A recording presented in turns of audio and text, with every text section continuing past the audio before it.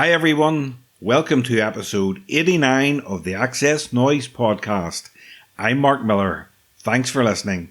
In this episode, I talk to Toronto-born, London-based singer-songwriter Tess Parks about her brand new album.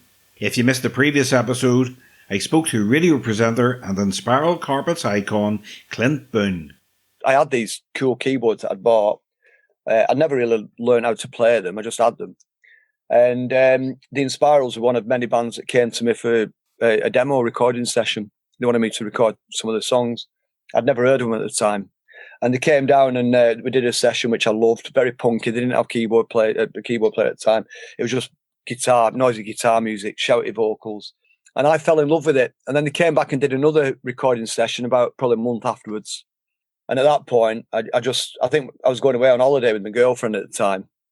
And I took the demos away with me to listen to on my cassette Walkman. And it's just, while I was on holiday, I just started thinking, this band would sound amazing. If I could come in playing this Farfisa organ that I've got, the electric organ. So when I came back, I basically just had a chat with Graham, the guitarist, who was like the band leader, in essence, at the time. And I just said, how about I come in and jam with you with this Farfisa organ, because I think it'll sound like the Velvet Underground or the Seeds or whatever. We tried it. It sounded brilliant. And that was it. It was just, that's where my journey with the Inspirals started, really. So check it out. And if you like the podcast, please subscribe and share it with your friends.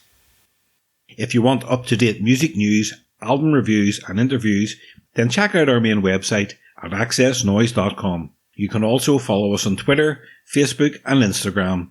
Search for the tag at XS Noize Music. Here's XS Noize writer Daniel Lynch with a taste of what's been on the website this week.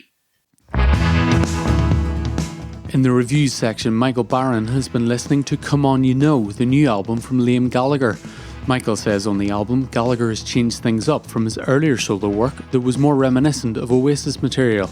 More varied instruments build on the traditional guitar bass to evolve Gallagher's sound and let fans see a new side of the cult icon, 8 out of 10. XS Noize is jam-packed with new music this week as emerging and established artists announce new work. Muse are back with the third single from their new album, Will of the People. A video for the album's title track is streaming now on the site, with the album due out in August. Shine a Light is the latest release from Paolo Nutini ahead of his new album in July. And the Yeah Yeah Yeahs return with their first new music in nearly a decade. JC Stewart's new single, Scars, is streaming too, as well as Poison Apple from Karen Ann. You can get all the details at xsnoize.com. Following years of touring and collaborations with brand Jonestown Massacre's Anton Newcombe, Tess Parks has released And Those Who We Were Seeing Dancing, her first full-length solo album since her much-loved debut, Blood Hot. In this interview, Tess talks about writing and recording the album, her love for Oasis, upcoming tour, and lots more. So sit back, relax, and enjoy the XS Noize Podcast with Tess Parks. So hi Tess, welcome to the XS Noize Podcast. Hey, thanks Mark. Thank you for having me. It's great to have you. First of all, going back to the start, can you remember the first band or artist that made you pay attention to music? Well, it sounds like a broken record, but Oasis, 100%. It was Oasis. Growing up listening to Oasis, Supersonic came out, and I remember it just... Yeah, I felt it in my heart. And ever since then, I've just been a very big Oasis fan and music fan. Yeah, I love Oasis myself. What would be your favourite Oasis album? That's a tough one. What's yours? I don't know. It changes. My daughter, she is turning 13 and she's asked for a record player for her birthday. Now, she's a big Taylor Swift fan. And I said to her, if I buy you a record player, I'll have to buy you an album as well on vinyl. And I says, what do you want? And she says, Oasis. Yes. Oh, mate. That's music to my ears. Yeah. So which vinyl? I have trained her well. What vinyl are you going to get her? I guess. I don't know. I think definitely maybe. Yeah. Start from the beginning. Yeah. I could start from the beginning too, I guess. I love Oasis though. The first 6 albums are amazing. Yeah, they're fantastic. So this leads me on to my next question. Is probably Oasis. Maybe what can you remember the first record you bought yourself? It was Oasis. Oh, yeah. I need to just make something up that's new. But when I was 11, I remember going to the record store. Like, I had made my own money, and I went to the record store called Edwards Record Store around the corner from my parents' place, and I remember thinking, like, is it okay for me to, like, buy this? Like, I was holding it in my hands, and then, it was the first CD I bought with my own money. And I guess, I don't know, maybe there's something to that makes you cherish it more even. But I already loved Oasis, and I was about to see them for the first time live that summer. So I don't know. Yeah. The things that you carry from your youth, it really just like carries you like for the rest of your life. It's so cool. Absolutely. And, what a band to start with, Right? Yeah, I think so. I mean, you were born and raised in Toronto, but you moved to London when you were 17 to pursue photography and music. What was it like just arriving in London? How did it feel being a fan of the music from there and stuff and from the UK? I was really excited to have my freedom and my independence and be, more self-disciplined and in school, like, choosing what I wanted to be focusing on. And yeah, I remembered recently that I started having like panic attacks when I first moved. Like at one point, like I thought I was having a heart attack and I was dying. I didn't know what a panic attack was. And I think I just felt really like that kind of like ultimate freedom really terrified me. It was like, whoa, like literally do anything in the world, So it was very exciting, but I didn't also realize that in equal measure, as is everything, it has a counterpart that is, just as, it's scary. Was it when you were in London, is that when you decided you wanted to follow music as a career?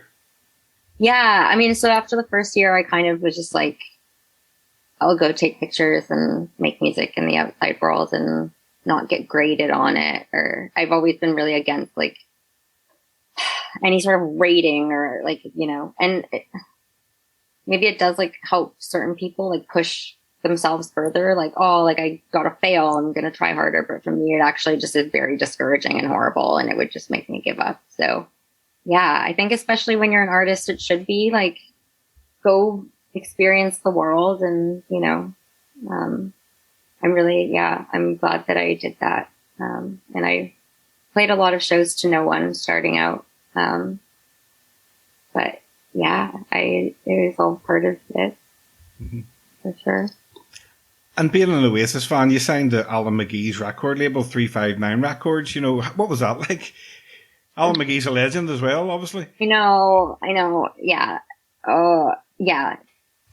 Speechless forever. Just, it was a dream come true. It still is a dream. And like, I can't believe he's my mate. And he's been a beautiful mentor to me for the past like 10 years now. And, it just like, it really, if nothing else, I hope like it's a reminder to people that like, if you believe in something or devote yourself to something or love something so much, like it will be rewarded in some capacity. And, like you can have big dreams and they can come true. It's amazing. I can't believe it. Yeah, I believe in that as well. If you picture something in your mind, you can make it happen, definitely. Right? It's if you can have the vision, if you can have the thought, it's already alive. It's anything's possible. So cool. I agree, and I've interviewed Alan a couple of times actually, and he's just so nice. He's so nice. He's so funny and just has so much like good sage, like honest advice forever. And he's just a dude. Like he's just like, wow. He just has so much time to give. Really, and that's our greatest currency, right? Like, I'm grateful for his time too. Can you remember the first song that you wrote and you thought, right, this is a really good song? Yeah. Okay, well, so I used to write in my diary when I was like 6 or 7. I wrote a song. The first song I really remember writing was about a hole in downtown. And it went, everybody, there's a hole in downtown. Everybody, my heart is broken now. And they were all, and then there was another one called Fool's Game. There are a few, and like, I remember them forever. Like, they're written down, but I know all the words. Like, it's so weird to like have these like random things. You wake up and then you just like carry them with you through life for some reason, even if it's like, it gets kind of annoying almost because you're like, I want to look all that downtown song again. Like, I don't know. But yeah, no, I started writing words for songs like on paper when I was about 6 or 7, and I still have all of them. Will we ever hear them? I mean, I do have a tape actually too that I have never listened to, but it's like from like the one piano lesson I had when I was 6. So, maybe I'll unearth that someday and put it on YouTube. I don't know. But I've scanned all these diaries too, so maybe, I don't know. Yeah, maybe I'll share them someday because they're funny. It's really funny. Be great to hear. But when you're writing songs, what do you think's more important, a great melody or a great lyric? I think lyrics always. Like I've chosen to like songs that I don't actually sonically like just because the words are so wonderful. Like I can force myself to love the sound, but if the words are not like, you know, pulling at the heartstrings, I guess, or make you feeling something. But then the opposite is true. I don't know. Yeah. Music's so weird, right? You either like something or you don't. It's so, but obviously the two coming together is the ideal. Well, you've recently released your fantastic new album, And Those Who Were Seen Dancing. It's your first full-length solo album since your debut album, Blood Hot, which was released in 2013. So what took so long in between?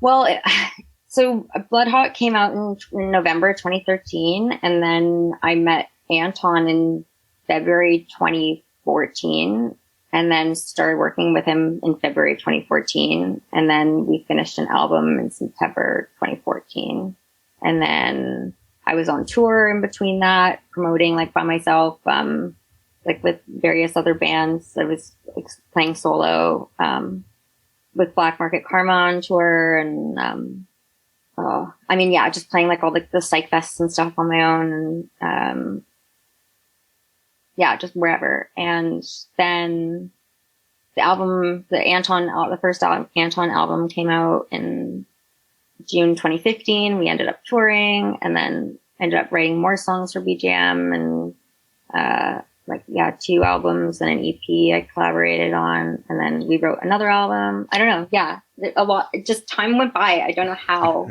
and suddenly it's 2022. I don't know, but yeah, there's been a lot of music and travel and art along the way for sure. Yeah, they were great albums you did with Anton. You know, he again, another legend. You know, fantastic. Love the brand Jonestown Massacre. So who was involved in making this album with you? Oh, I mean, everyone, but mostly my band in the UK. Yeah, we had just come off tour, and it was me and Rory and Francesco and Mike and Ryan, and we were just recording for fun, like at Ryan's family home and at Rory's family home. And then, circumstantially, we ended up I didn't think they were demos, but they thought they were demos. I just think everything that's ever recorded is a finished song. I don't know. It's not really how it works, but, anyway, so I ended up being in Canada, pandemic, and I was just sitting on these songs for ages. I got really into visual art, was just waiting like for the time to pass, and eventually time really, really passed, and I wanted to finish this album before moving on to anything else. And so I brought it to my friend Josh Carodi, who mixed the first album, and so I trusted him with this one, and I just got her done, and now it's out, and I'm just relieved, and I'm very excited for the future and writing in the future, and hopefully, recording under better circumstances next time. What's the meaning behind the album title, And Those Who Were Seen Dancing? Well, it's originally a Friedrich Nietzsche quote, and those who were seen dancing were thought to be insane by those who could not hear the music. And that's a quote that I've loved for a very long time. I'm not sure where I first heard it or whether it is actually indeed Nietzsche who first said it, but I think it's just, that kind of ethos, like, walk to the beat of your own drum, and, just because someone else can't hear it or see it doesn't mean that you can't. Or it really encapsulated how I felt about this album particularly, but yeah, just I guess how I felt in the world, yeah. No, it's a great quote, and it's a great right title. Yeah, I love it. My absolute fave song on the album, let's talk about some of the songs. My absolute fave song on the album is Happy Birthday Forever. It's fantastic. I also love the video that features home recordings of yourself at ballet classes. So what can you tell me about that and the song? That song the music is purely Rory. That was like an old Rory song that he had written like probably in 2016, I think. And we went back to it. Me, Rory, and Francesco one day in late August, and I just sang over it some songs that I had written when I was 19, some words. And yeah, it all came together really fast. I think we had like gone for a walk in the park before that, and then recorded the song and then made some dinner, and then that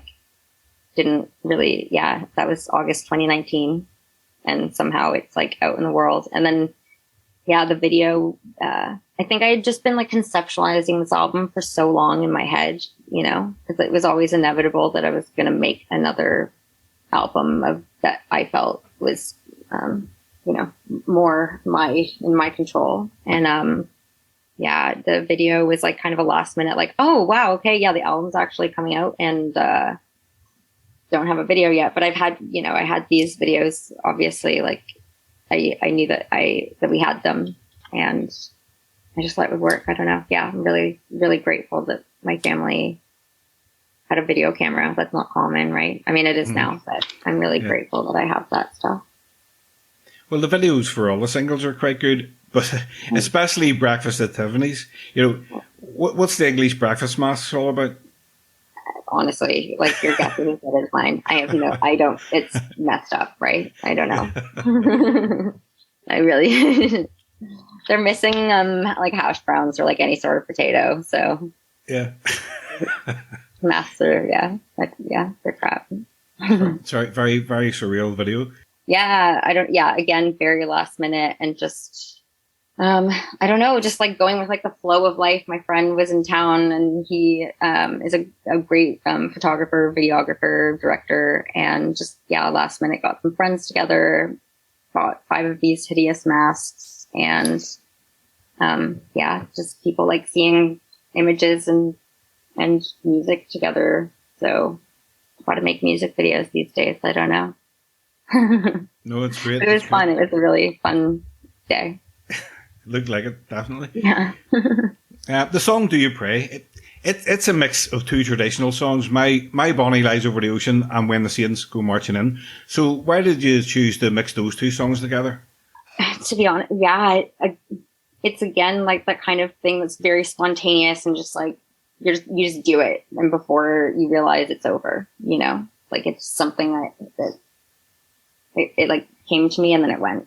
And I don't know. These things just happen. But also, like, traditionally, like, I think it is cool when, maybe some 11-year-old will hear that song, and that will be their first introduction to that song, and it'll help them learn about the tradition of those songs, or, they'll get into like traditional like folk music, or, it'll be a gateway for them into something interesting to learn about. So I think that's nice. Yeah, absolutely. And your dad plays piano on the track? Right? And on Do Pray too. He plays on that one. And he plays on Merci, and he plays on Wow. And my mom plays the sound bowl at the beginning of Wow also. I'm really glad that Everyone's involved. Yeah, it was something that was really important to me. That next time I'd love to get my sisters involved too. Just any voice, anyone, even just clapping, or like the fact that like someone's breathing that air as we're recording. Like there's a lot of energy involved, and I want more of it. The song Saint Michael, it ends the album. You know, it's a great way to end the album. I love the guitar and the sort of talking in the background, sort of towards the end. Yeah. Thank you.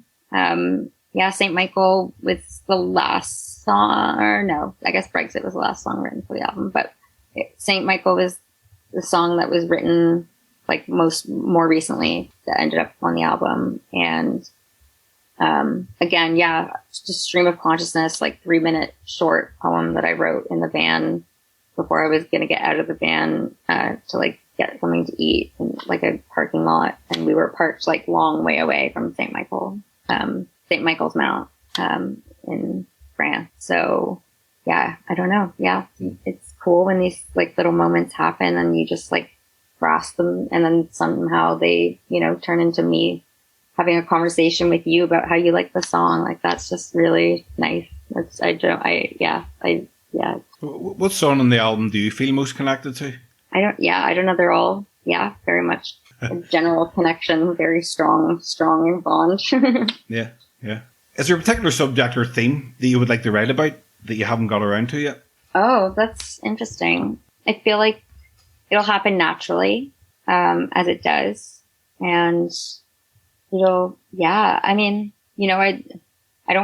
wouldn't want to get political, I guess, or I feel like my ethos, I guess, is to like elevate from that. Like it's not like the 3D world. It's like, let's elevate ourselves and like be light and love and like question what God is and what that means. And, like what death and life and rebirth. And, I don't even want to go there. I don't want to go to like the war torn, like bad places necessarily.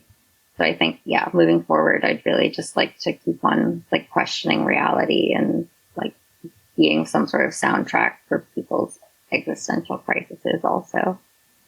And also you say some of the songs you write are just a stream of consciousness anyway. You're not thinking about it and it just comes. Yeah. That's normally it. I think, it's definitely like a different state that you just go in. Like it's like just letting your mind be blank and seeing what comes up, or, it's like a kid with crayons and just seeing what comes up.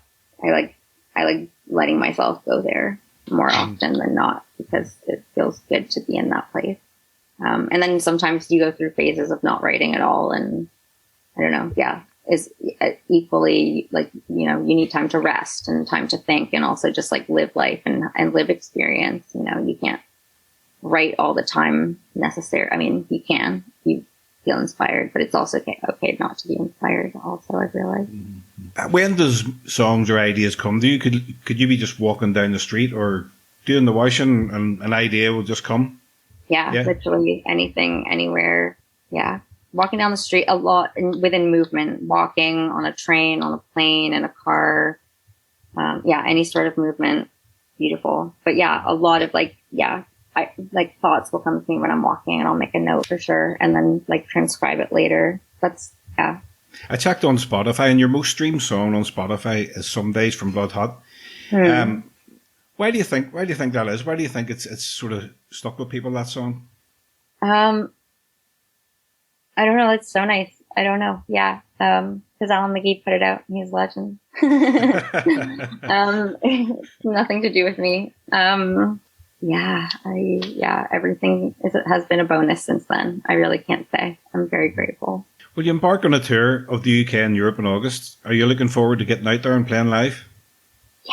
Yeah. Yes. And in also equal measure terrified, but willing to push myself out there somehow again. You say you're terrified. What goes through your head when you're about to step onto the stage? I think it's more just like it's a great responsibility that somehow I've managed to be gifted that opportunity in certain places. At certain points in my life, I get to there's a room that lets me have a microphone and lets me and my friends come on stage and like share music and words. And so, yeah, it just feels like there's like a great pressure to do very well and to, you know, it's not about like me like forgetting the lyrics or worrying I'm going to mess up, because to me, it's like, that's what it's like these mantras that I like live and breathe, and it's just second nature. But I think more than ever, I'd like to just be as like conscious and present as possible. I think in the past, I just wanted to rush through it because I was very scared, and I don't know, just, it's also just very abstract, like questioning why we do that at all, and why I just, if I'm going to be doing that, and that is what I'm going to be doing, I just want it to be like the best possible experience for everyone and that wants to be there. So wish me luck. You just want to live in the moment and just take it all in. Yeah, I feel like I haven't fully embraced the fact that like if people didn't want to be there, they wouldn't be there, and they're there, and I don't need to like question whether I'm good enough for anyone. You know, it's just about bringing people together and like trying to give some like people like the night of their lives potentially. It's you know, if I can do that at any point in my career, the same way like seeing Oasis for the first time did that for me, then like job's a good end, you know. Absolutely. I haven't noticed any Irish states or Belfast or Dublin on the tour, but hopefully you'll come sometime. You know, we love it there. Definitely. Hopefully. Yeah. Good. On your website, I love the photography archive, and there's some really interesting images. You know, you've pictures of friends, Toronto tours, but my favourite are the images of the beds. Is that hotel rooms or what? What's the story? Oh, all over. Yeah, just over the years, like I've taken pictures of like beds I've slept in, like all the beds I've slept in, different places. Yeah, just accumulate over time. There's more now. I haven't updated my website since 2018. I'm very embarrassed. I need to. There's a lot of life lived in between now and then, and it looks better than that. So I'll do that. No, there's some really, really good photographs. Thank you. Just a few more questions, Tess. What ambitions do you have going forward? Oh, I would love to just, I like give everything to charity, essentially. Just, you know, the world is not what it used to be. I just want to find ways to help and be love and light for like my immediate like family and friends, and then, you know, let it like spread out from there. And, you know, just, I don't know. Yeah. Ambitions are just to, be kind, be good, keep making art. Yeah. Good. I like to ask my guests the following questions, and I probably know this answer before you give me the answer. Out of all the albums in your collection, who do you have the most records by? Oh, you know, it's probably not what you think. It might be the Beatles or the Rolling Stones, but I do have a lot of Oasis records and like B-sides and like singles, and it's probably that. It's probably that. Yeah. Cool. Which song or album is your guilty pleasure? I don't necessarily have guilty pleasures, but love Aqua, love are these Irish? Hold on, what are they called? C'est la vie. Bewitched. Yeah. Love it. Anything, 90s pop. Britney Spears, Christina Aguilera, love it. But again, very not guilty. Cher, Madonna, Backstreet Boys. So that's it. So what's next in the immediate future for you? Immediate future. The other day I booked a show at Sonic Boom, which is the largest independent record store in Canada, which is in Toronto. And I foolishly agreed to play a show there without having really rehearsed in a little while. So I'm going to be rehearsing quite a bit for the next month, and then going back to London to rehearse in late July, and then playing some shows from August onwards till the end of the year. And hopefully bringing joy and good to people's lives everywhere we go. I don't know. Well, that's me finished, Tess. It's been an absolute pleasure talking to you. Oh, you too. Thanks for sorting this out. It's really nice. No, I've been wanting to talk to you for a long time. Thank you. Yeah, and I'm really excited for your daughter's record player. I'll show her this. Because she's a big fan as well. Really cool. Yeah. That's so nice. Yeah. Oasis fans unite for life. Well, listen, again, I really enjoyed the album. I wish you all the best with it. And again, hopefully I'll catch you maybe in the UK or if you come here at some stage. Definitely. Okay, Tess. So have a good day or night or whatever it is there. Thanks, Mark. You too. Okay. Bye. Lots of love. Bye. Lots of love. Bye. Bye.